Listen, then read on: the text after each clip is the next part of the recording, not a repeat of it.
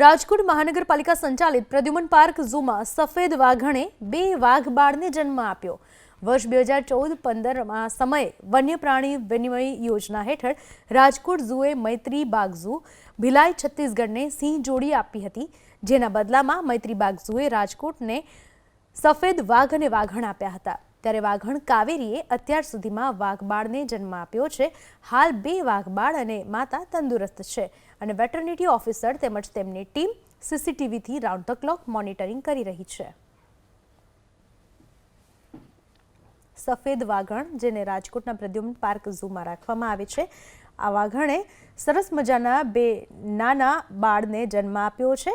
2 નાના વાઘબાળ પર નજર રાખવામાં આવી રહી છે, સીસીટીવીથી સતત મોનિટરિંગ કરવામાં આવી રહ્યું છે।